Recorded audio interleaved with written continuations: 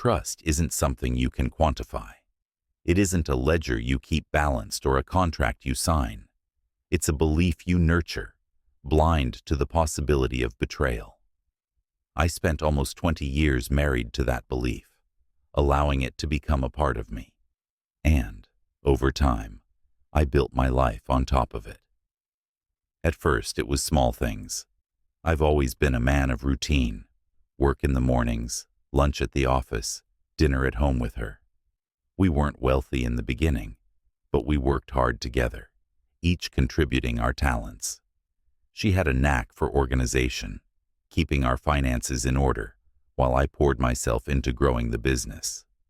When things took off, we both enjoyed the fruits of our labor. She made decisions as confidently as I did, every step of the way. So, maybe that's why it took me so long to notice the small fractures forming beneath the surface. I remember when I first felt it, that inkling that something was off. It was a Thursday evening, and I was working late. She texted me, saying she'd be out with friends, and I told her to enjoy herself. No questions asked. That was our arrangement. I never saw a reason to keep tabs on each other. But then came Friday, and she was out again, and Saturday as well. When Sunday came, she was uncharacteristically quiet, almost distant. At dinner, she barely looked me in the eyes, responding to my questions with half-hearted nods, as if her mind was elsewhere. The old me, the man I was back when trust was still implicit, would have brushed it off. Everyone has their moments of distraction, I'd tell myself. But something in her gaze, or maybe in the tightness of her smile, struck me in a way I couldn't ignore. There was an evasiveness about her, something new and guarded. I didn't press her on it. That wasn't our way. But I started paying closer attention. One evening, while she was in the shower, her phone chimed with a notification. Normally, I wouldn't have thought twice about it. But something about this message, the way she snatched the phone from the counter as soon as she stepped out, how quickly she hid the screen when she saw me looking, triggered something in me. Her secrecy was subtle, but uncharacteristic, and it left a faint taste of suspicion I couldn't quite shake. The days turned into weeks, and that suspicion grew. There were more late nights, more vague explanations about where she'd been and who she'd seen. I started noticing things that seemed small, but felt significant. The faint whiff of cologne that wasn't mine lingering on her clothes, the way she'd tilt her head while texting, as if to hide the screen from my line of sight. Each of these moments was like a stone added to a pile, slowly building a weight I could feel pressing on me. Then one evening, I took a call from her close friend Karen, who seemed surprised when I mentioned my wife was out. "Out again?" she asked, her voice tinted with an edge of something unsaid. "She's been spending a lot of time out lately, hasn't she?" Karen was the kind of friend who, while not meddling, had a loyalty to me as well. She had seen us through the ups and downs of our marriage, celebrated our victories, and, in her own way, cared for both of us. There was a subtle warning in her tone that I knew better than to ignore. I waited for my wife to come home that night, watching the clock tick past midnight, and when she finally slipped in quietly, she seemed almost startled to find me awake. "Didn't expect to see you up," she said, her voice a bit too casual. "I could say the same," I replied, smiling, pretending the words carried no weight. She laughed it off, mumbled something about an old friend, and retreated to the bedroom, the scent of that strange cologne trailing behind her. That night, as I lay beside her, I could feel the crack widening. I wasn't certain of what I knew, but the feeling of something broken, something irreparable, gnawed at me. The truth, when it came, was almost anticlimactic. I didn't hire a private investigator or stumble upon a grand confession. It came in pieces, like a slow, painful unmasking. Late one night, when she'd gone to bed early after a suspiciously vague dinner meeting, I found her phone on the kitchen counter.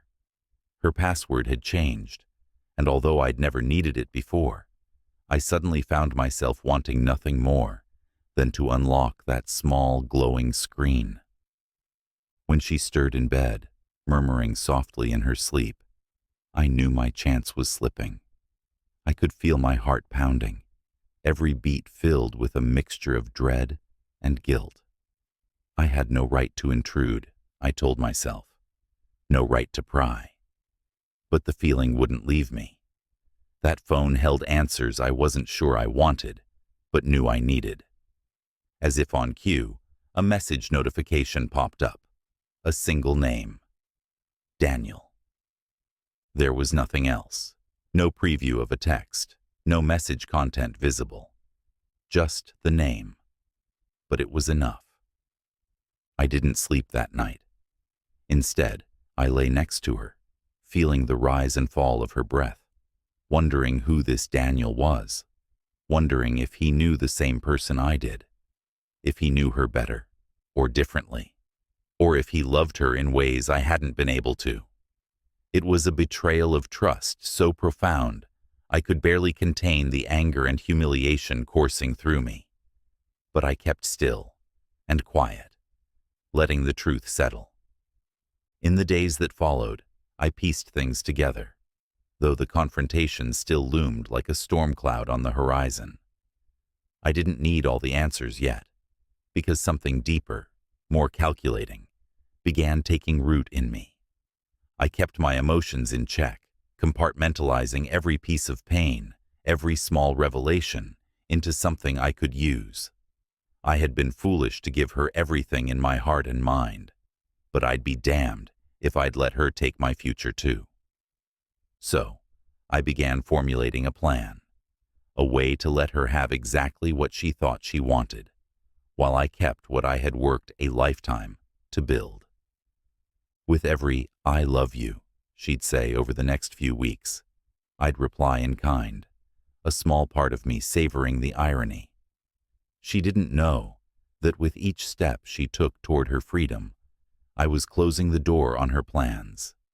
I didn't share my suspicions, didn't let on that I'd noticed the gaps in her alibis or the unfamiliar habits she'd adopted.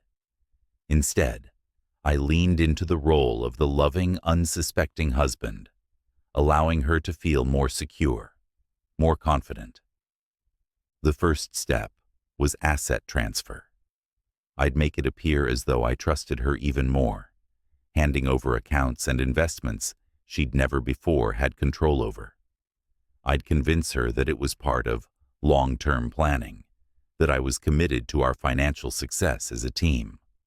All the while, I was taking careful notes, conferring with my lawyer, ensuring every move was airtight. By the time I was finished, she'd think she held the keys to our life in her hands.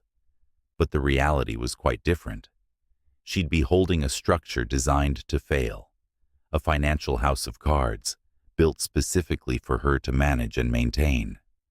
She'd never realize the nature of the responsibility until it was too late. But for now, I needed to maintain the illusion. Every smile, every kiss, every soft word exchanged between us became a part of my performance, each gesture carefully calculated to keep her in place. She had no idea, and I was determined to keep it that way. As the days passed, I felt a sense of empowerment return, a bitter, ironclad resolve that helped me separate myself from the betrayal, replacing hurt with cold determination. The game was on, and she didn't even know it. I never imagined that betrayal could feel like power. It was as if every small wound she inflicted gave me a clearer purpose, sharpened my focus. What I felt for her now wasn't love or hate. It was something colder, something that lived beneath the surface, fed by a quiet fury and a sense of justice. She'd taken advantage of my trust, and now I'd ensure that her betrayal came with a price. In the days that followed, I began what I called the process. I couldn't go about this hastily. Every step needed to be executed with precision, and timing was everything. Each time I handed over a new asset, I had to sell it as a gesture of goodwill, a sign of commitment to our shared future. She would need to believe that every shift was a natural evolution of our relationship. The first asset I transferred to her name was the house.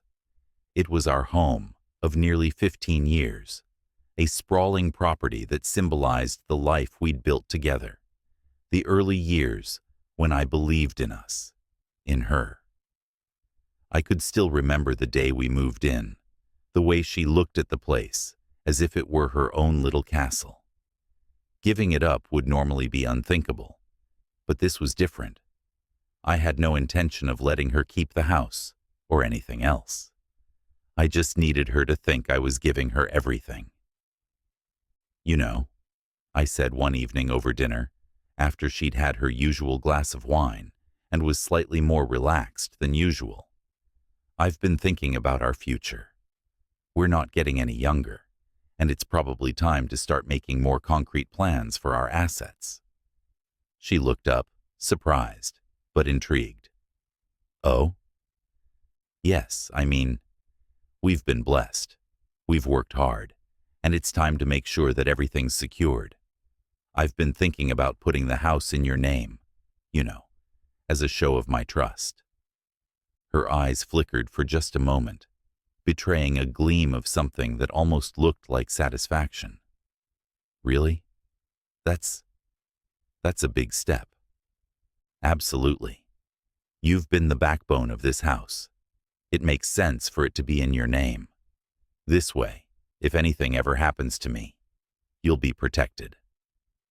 I watched her expression, the way she tried to mask her excitement with a modest nod, and I could almost see her mind racing, trying to grasp what else she could gain.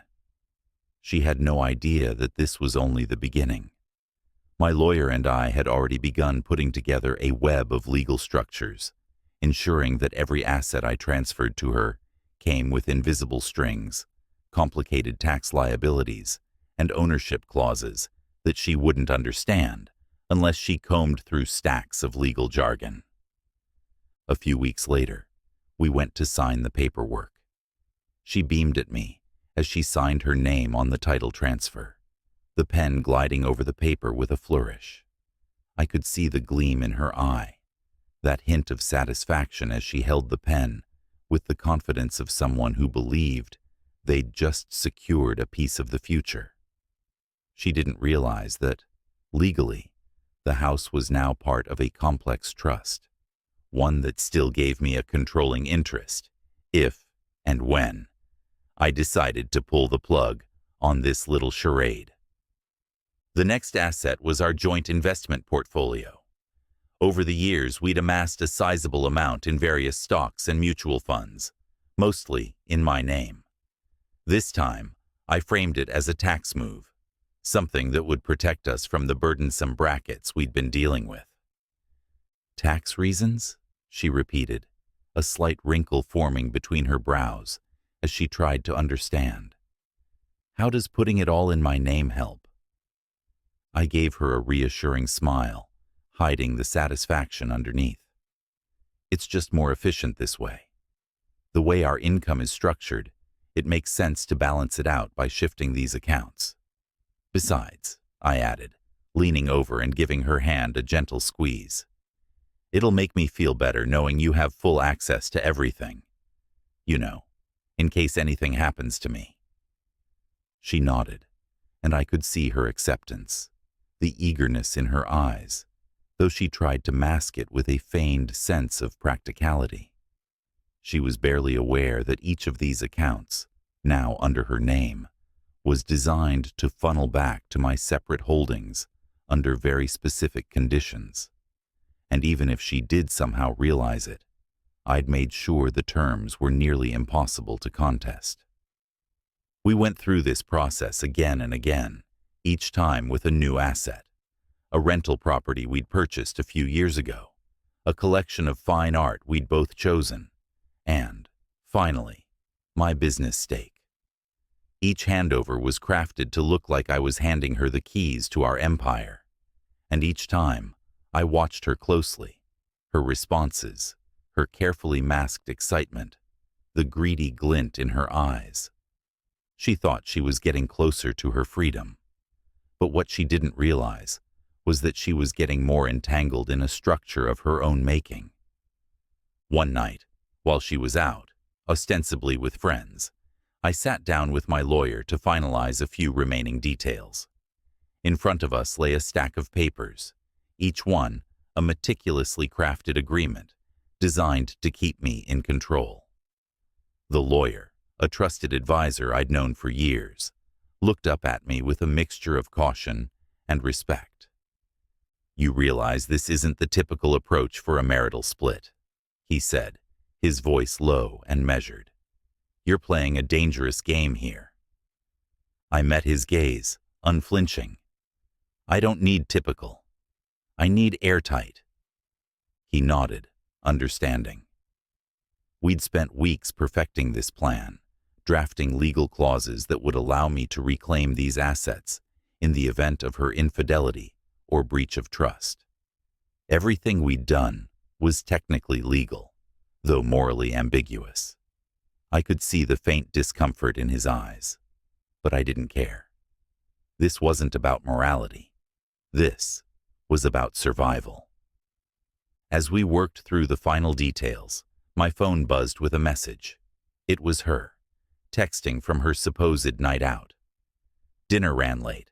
I'll be home soon," she wrote.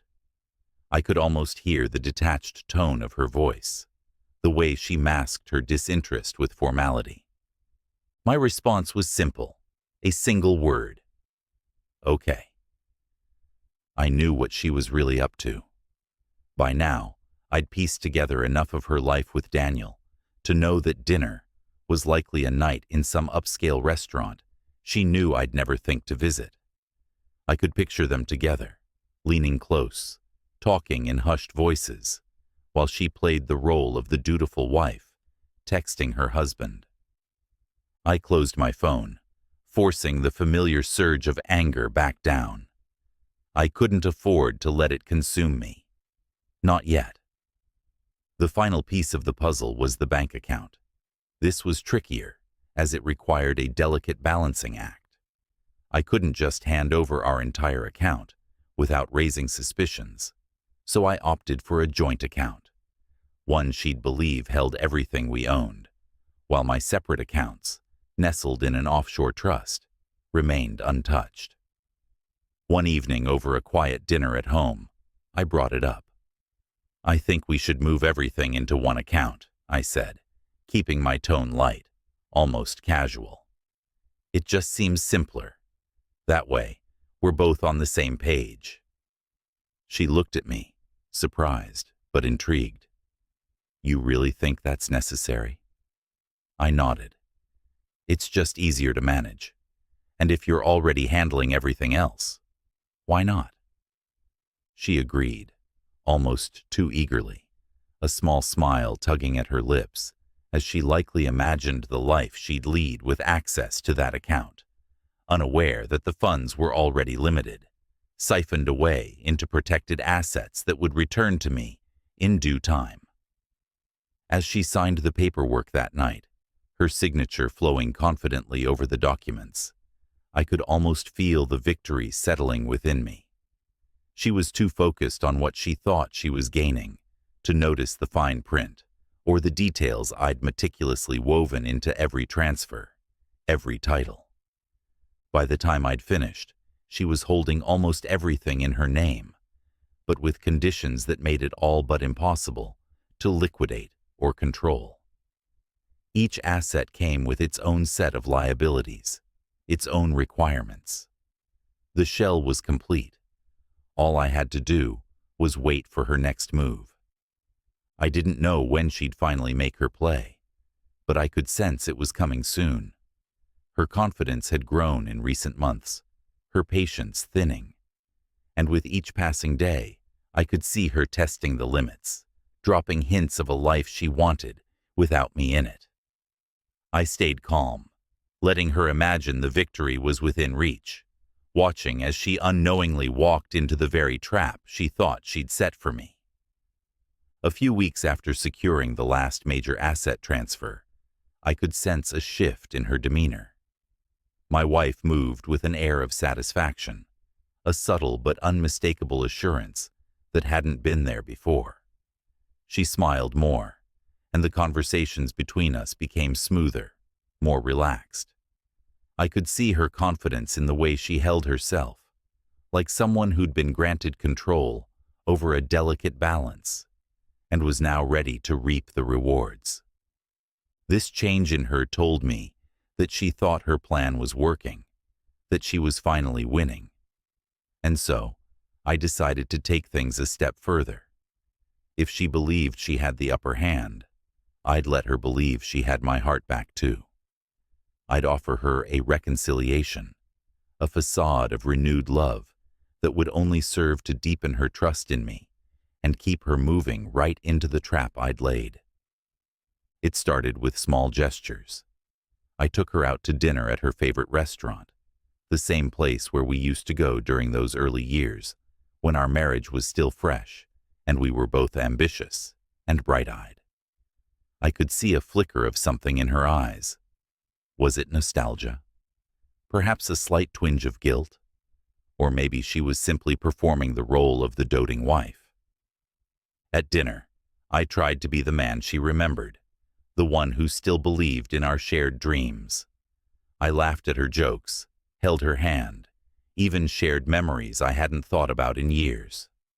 I didn't tell her that every laugh, every touch, was carefully calculated. I wanted her to believe that I was still in love, that I was invested in the life we'd built together. I wanted her to feel as though she was winning back my trust, that she was securing her hold over me. One night, she suggested counseling. She brought it up tentatively, as if testing my reaction, and I nodded thoughtfully, hiding the satisfaction that rose inside me. Counseling would make this act of reconciliation feel real, like a final act to patch up the wounds that neither of us could openly acknowledge. I agreed, not because I wanted to fix anything, but because I knew it would cement her confidence. In her mind, counseling would mean that I was genuinely invested in saving our marriage. If I was willing to try this hard, she'd believe that I was blind to her deceit. She had no idea that every hour we spent with that therapist, every breakthrough we reached, only gave me more time to finalize my preparations. The therapist, a well-meaning older man with kind eyes and a patient voice, asked us questions that were supposed to bring us closer. He asked us to dig into our past, to talk about the future we both envisioned. She would answer with hopeful words, expressions of a commitment to rebuilding what was broken. Meanwhile, I would nod, play my part, and pretend that I, too, was there to repair what we had. But every word that left my mouth was a lie wrapped in sentiment. I let her think that we were healing, that my heart was softening. One evening, after a particularly emotional counseling session, she held my hand as we walked out to the car. Her eyes were misty, and for a moment, I almost believed that she felt something real. But I reminded myself of the late nights, the lingering cologne, the lies she whispered so effortlessly. She leaned against my shoulder, her voice barely a whisper as she said, "I really think we can make this work again." I tightened my hold on her hand, gave her a gentle smile, and said, "I think so too." Weeks passed like this, with each counseling session acting as another layer in the false reconciliation. Every honest conversation was a piece of ammunition, a detail I tucked away, using her words to strengthen my resolve. Meanwhile, I was finalizing everything with my lawyer, ensuring that the last details were in place for when I'd pull the trigger on this whole charade. The assets were secure, each one tied up in trusts and clauses so complicated that even if she did try to fight me, she'd be trapped in endless legal battles.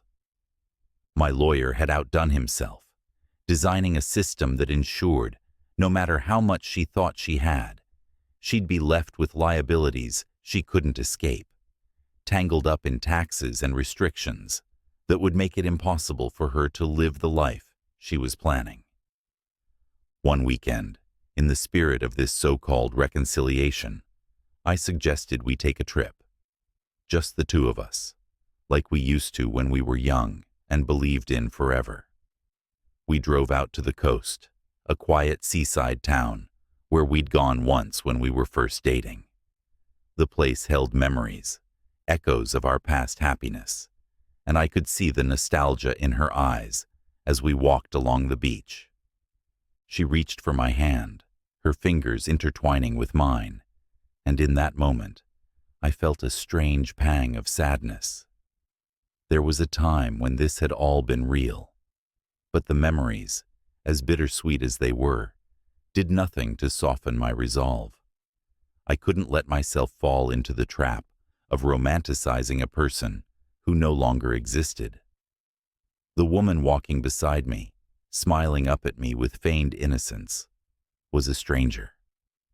One evening during that trip, as we sat on the balcony overlooking the ocean, she leaned her head against my shoulder and said, "It feels good, doesn't it? Just being here, together, like we're starting fresh."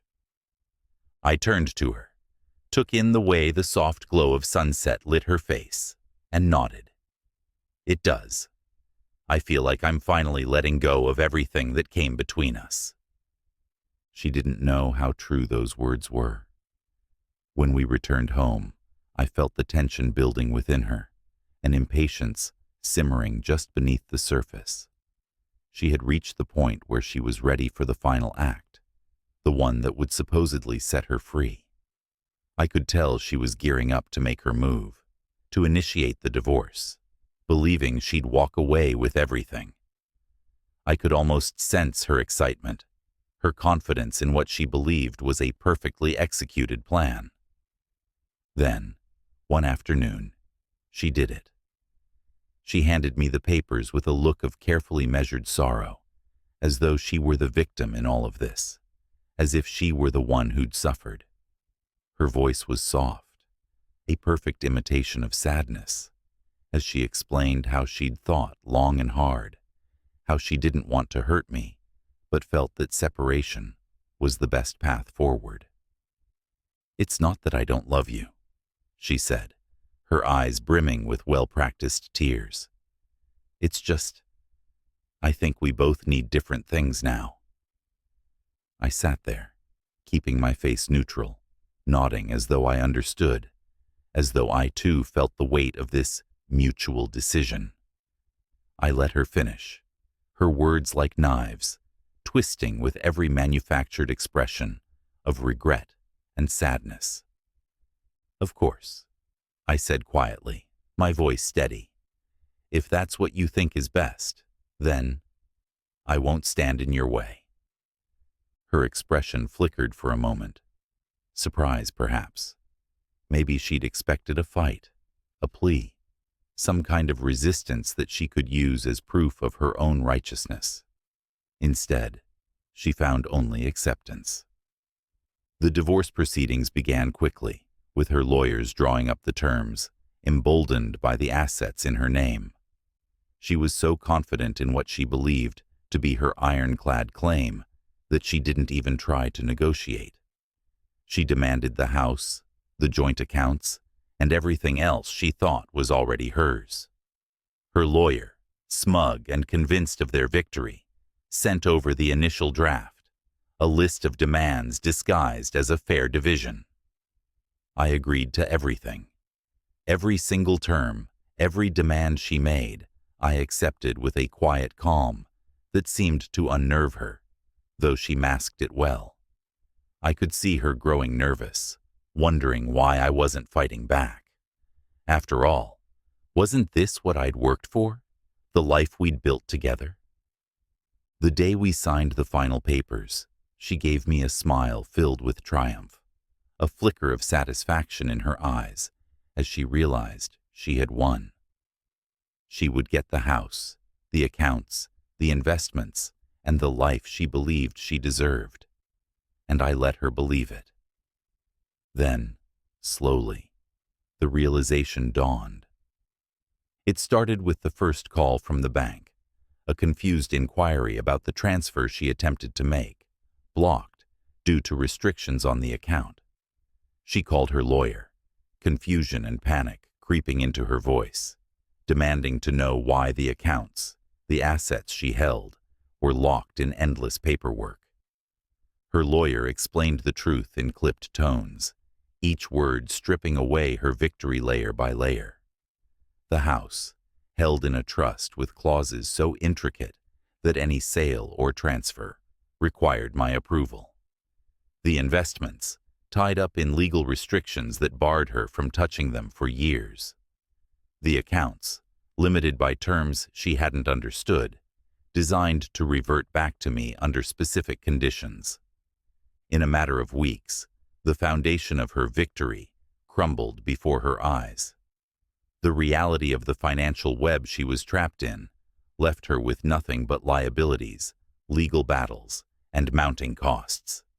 Every call she made to her lawyer, every attempt to fight back, was met with roadblocks, each one a piece of the intricate structure I'd built to protect myself.